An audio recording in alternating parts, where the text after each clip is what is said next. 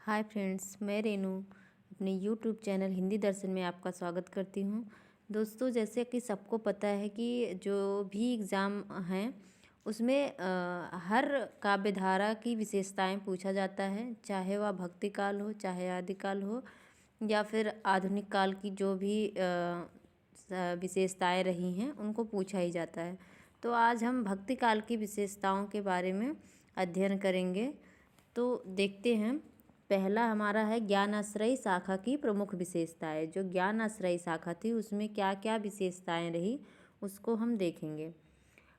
इसमें पहला है गुरु की महिमा का गान। इसमें क्या था, ज्ञानाश्रयी शाखा में गुरु की महिमा का गान होता था, मतलब गुरु की महिमा को महत्व दिया जाता था। और दूसरा क्या है, बाह्य आडंबरों का विरोध एवं समाज सुधार। जो बाह्य आडंबर होते थे, जैसा कि उस समय की परिस्थितियां थीं कि जो छोटी जाति के लोग थे उनको मंदिरों में नहीं जाने दिया जाता था और बहुत सारी चीज़ें थी। तो इन सारी चीज़ों का इन्होंने क्या किया, जो ज्ञानाश्रयी शाखा के कवि थे उन्होंने विरोध किया और समाज को सुधारने का प्रयास किया। इसके बाद तीसरा है हिंदू मुस्लिम एकता पर बल। मतलब इसमें क्या हुआ, जो कबीरदास हुए या फिर रैदास हुए, नानक, ये सारे जो ज्ञानाश्रयी शाखा के संत कवि थे वो हिंदू मुस्लिम एकता पर बल देते हैं। जितना महत्व वो हिंदू को देते हैं उतना ही महत्व मुस्लिम को भी देते हैं। और चौथा है एकेश्वरवाद में विश्वास। एकेश्वरवाद में विश्वास, इन लोगों का कहना था कि ईश्वर सिर्फ एक है। ऐसा नहीं है कि कोई कृष्ण को माने तो कोई राम को, कोई विष्णु को। इनका मानना था कि ईश्वर सिर्फ एक ही है और हमें एक ही की वंदना करनी चाहिए। इसके बाद है पांचवा निर्गुण निराकार ब्रह्म की उपासना। ये क्या करते थे, निर्गुण निराकार ब्रह्म की उपासना करते थे। इनके जो ईश्वर थे, ब्रह्म थे, वो निराकार थे कि कोई आकार नहीं था, निर्गुण, और कोई रंग रूप नहीं था। इसके बाद छठा है हमारा रहस्यवादी भावना। इनकी जो भी कविताएं थी वो सारी रहस्यवादी, जो भी रचनाएं थी ये रहस्य से परिपूर्ण थी, रहस्यवादी भावना उसमें दिखाई देती थी। सातवां है नाम स्मरण का महत्व। ये इस शाखा के जो कवि थे नाम स्मरण को महत्व देते थे। फिर है हमारा आठवां पंचमेल या सधुकड़ी भाषा का प्रयोग। पंचमेल खिचड़ी, जैसा कि हम कबीरदास की भाषा को कहते हैं, तो पंचमेल खिचड़ी इसलिए कहा जाता है क्योंकि ये जो संत थे उस समय के, ये भारत के हर राज्यों में जा के अपना जो भी रहता था, जो भी ज्ञान रहता था उसका प्रचार प्रसार करते थे। और जहाँ जहाँ वो जाते थे उस जगह की भाषा, उनकी जो प्रवचन उनके होते थे उनमें आ ही जाते थे। तो उनकी एक भाषा ना हो के कई भाषाएं हो जाती थी, इसीलिए इनकी भाषा को पंचमेल खिचड़ी या सधुकड़ी भाषा कहा गया। जैसा कि ये साधु के रूप में रहते थे इसलिए सधुकड़ी कहा गया। पंचमेल का मतलब वही कि कई भाषाओं का मेल रहता था। और फिर हमारा नवा है माया रूपी महाठगनी की निंदा। मतलब ये जो संसार है वो माया का रूप है और ये हमें ठगता है, उसकी निंदा हमेशा ये लोग करते थे। इसके बाद हमारा है प्रेम आश्रयी काव्यधारा की विशेषताएं। अब हम देखते हैं कि जो प्रेम आश्रयी काव्यधारा के सूफी संत थे उनकी रचनाओं में क्या विशेषताएं थी। तो इसमें हमारा पहला है प्रेम आश्रयी काव्यधारा की विशेषताएं, और इसमें पहला है फारसी की मसनवी पद्धति पर आधारित लोक गाथाओं को लेकर लंबे प्रेम आख्यानों की रचना। मतलब इसमें जो फारसी की मसनवी शैली थी, मसनवी पद्धति थी, उस पर आधारित जो भी इनकी कथाएं थी वो लंबे प्रेम आख्यानों में हुआ करती थी। मसनवी शैली क्या है, मसनवी शैली में कुछ रूल्स थे कि ये उस समय के राजा जो रहते थे उनका जिक्र करते थे और जो इनके गुरु रहते थे उनका नाम उसमें लेते थे। तो यही क्या थी, उनकी मसनवी शैली थी। तो वो उस सारे नियम, वो जो रूल थे उनको ले करके ये लोग अपनी रचनाएं किया करते थे। इसके बाद दूसरा है हमारा कथाओं का हिंदू जीवन से संबंध। कथाओं का हिंदू जीवन से संबंध का मतलब है कि ये सूफी ज़रूर थे, मुस्लिम कवि थे, लेकिन इनकी जो कथाएं हुआ करती थी वो हिंदू से संबंधित थी, हिंदू के जीवन से संबंधित थी। तीसरा है प्रेम आख्यानों में श्रृंगार के मादक और मर्म स्पर्शी चित्रण। इनके जो प्रेम आख्यानक हैं जैसे कि उस्मान की चित्रावली या मुल्ला दाऊद की जो रचना है और मंझन की मधुमालती, ये सारी जो रचनाएं हैं उसमें क्या हुआ, श्रृंगार के मादक और मर्मस्पर्शी चित्रण हुए हैं। चौथा हमारा है प्रेम आश्रयी शाखा के रचनाकार प्रायः मुसलमान हैं जिन्हें हिंदू परंपराओं का सामान्य ज्ञान भी था। वही मैंने बताया जैसे कि ये प्रायः जो है मुसलमान थे, प्रेम आश्रयी शाखा के कवि, लेकिन फिर भी इन्हें हिंदू परंपराओं का ज्ञान था।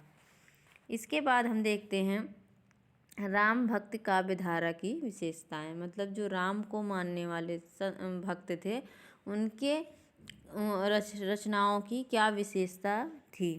पहला हमारा है राम को इष्ट देव मानकर उनके लोक रक्षक एवं लोक रंजक रूप में राम के चरित्र का गायन। लोक रक्षक एवं लोक रंजक, जैसा कि राम का तुलसीदास लोक रक्षक रूप में वर्णन करते हैं, लेकिन उसी में अग्रदास आते हैं, वो क्या करते हैं, राम के लोक रंजक रूप का वर्णन करते हैं। तो वही हो जो लोक के हित के बारे में, लोक रक्षक के रूप में राम का चित्रण हो, वही लोक रक्षक है। लेकिन जो थोड़ा सा श्रृंगारिक हो तो वही क्या हो जाता है, लोक रंजक। दूसरा क्या है, दास्य भाव की भक्ति। इनकी जो राम भक्ति काव्य धारा थी उसमें क्या था, दास्य भाव की भक्ति। हम तुलसीदास को ही देख लेते हैं, उनका रामचरित मानस पढ़ के या कवितावली पढ़ के, प्रेम विनय पत्रिका पढ़ के, ये सब क्या कैसी भक्ति, दास्य भाव की भक्ति प्रतीत होती है। तो राम भक्ति काव्य धारा में जो थे सारे दास्य भाव की भक्ति किया करते थे। तीसरा हमारा है चातक प्रेम के आदर्श पर आधारित अनन्य भक्ति भावना। मतलब जिस तरह से एक चातक सिर्फ स्वाति नक्षत्र का बुध ग्रहण करता है, उसी प्रकार इस काल के जो भी कवि थे वो सिर्फ राम की भक्ति ही किया करते थे, इसीलिए इनकी भक्ति को चातक प्रेम की भक्ति कहा गया। चौथा हमारा है लोक मंगल की भावना। इसमें क्या हुआ करता था, लोक मंगल की भावना रहती थी। मतलब संसार के साथ किस तरह से हमें, समाज के साथ किस तरह से हमें व्यवहार करना है, वो सारी चीज़ें इस शाखा के अंतर्गत दिखाई देती हैं। फिर हमारा है पांचवा, विभिन्न मतांतरों, संप्रदायों तथा काव्य शैलियों में समन्वय की चेष्टा। जैसा कि हम देखते हैं भक्ति काल में बहुत सारे संप्रदाय थे और बहुत सारे काव्य शैलियाँ थे, बहुत सारे मत थे। तो वो जो भक्ति काल का समय था, राम भक्ति की जो शाखा थी उसमें क्या था, बहुत सारा समन्वय था। छठा हमारा है अवधी तथा ब्रज भाषाओं में अधिकारपूर्ण काव्य रचना। इसमें क्या था, अवधी और ब्रज दोनों भाषा का प्रयोग होता था। हम तुलसीदास को देखते हैं कि वो ब्रज भाषा में भी रचनाएं किए हैं, अवधी में रामचरितमानस विनय पत्रिका जो है ब्रज में है। तो इससे ये प्रतीत होता है कि जो राम भक्ति कवि हैं, राम भक्ति धारा है, उसमें अवधी पर तो रचनाएं हुई ही, लेकिन ब्रज भाषा का भी पूर्ण ज्ञान रहा और उसमें भी रचनाएं हुई। सातवां है हमारा प्रबंध तथा मुक्तक दोनों काव्य रूपों में रचना। प्रबंध काव्य की रचना तो हुई ही, लेकिन इस काव्य धारा में मुक्तक की भी रचनाएं हुई। इसके बाद देखते हैं हम कृष्ण काव्य की विशेषताएं। अब देखते हैं कृष्ण काव्य की क्या विशेषता रही। कृष्ण काव्य की विशेषता पहली है कृष्ण लीला का गान। तो कृष्ण काव्य है, जैसा नाम से ही पता चल रहा है, कृष्ण काव्य धारा, तो उसमें क्या होता था, कृष्ण की लीलाओं का वर्णन होता था, भक्ति भावना, उनके प्रति भक्ति रहती थी। फिर हमारा तीसरा है भ्रमर गीत वर्णन। मतलब इस जो काव्य धारा थी उस काव्य धारा में भ्रमर गीत का वर्णन बहुत सारे कवियों ने किया है। और उसमें प्रकृति वर्णन हम देखते हैं कि जैसे सूरदास हैं, प्रकृति का बहुत ही मनोहारी चित्रण करते हैं। कई सारे अलंकारों का प्रयोग कर करके प्रकृति का बहुत ही मनोरम चित्रण किए हैं। पांचवा हमारा है मौलिक उद्भावना। मौलिक उद्भावना का मतलब जो भी उन्होंने इस काव्य धारा के जो कवि थे वो उनकी खुद की कल्पना रही है, ना कि किसी को देख के उसकी तरह उन्होंने वर्णन किया है, बल्कि मौलिक उद्भावना रही। छठा हमारा है ब्रज भाषा का प्रयोग। इसमें क्या था, ब्रज भाषा का प्रयोग हुआ, ब्रज भाषा में रचनाएं हुई। सातवां है वात्सल्य एवं श्रृंगार रस का वर्णन। इसमें वात्सल रस का वर्णन तो हुआ ही, लेकिन श्रृंगार रस का भी वर्णन बहुत ही अच्छी तरह से हुआ।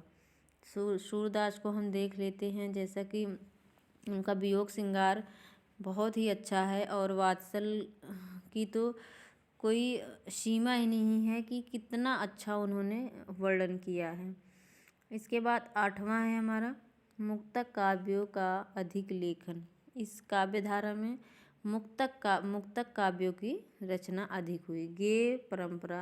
गेय पद की परंपरा मतलब इस काव्य धारा में जो रचनाएं रची गई वो गेय जो गाने योग्य होती हैं उसी को गेय कहते हैं।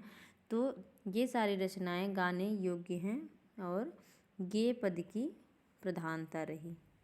तो दोस्तों, अगर मेरा पढ़ाया हुआ आपको समझ आता है तो प्लीज़ आप कमेंट बॉक्स में कमेंट करिए, शेयर करिए, सब्सक्राइब करिए, लाइक करिए, ताकि मुझे प्रोत्साहन मिले और मैं इसी तरह आप लोगों को अच्छी से अच्छी तरह पढ़ा सकूं, आप लोगों की मदद कर सकूं। धन्यवाद दोस्तों।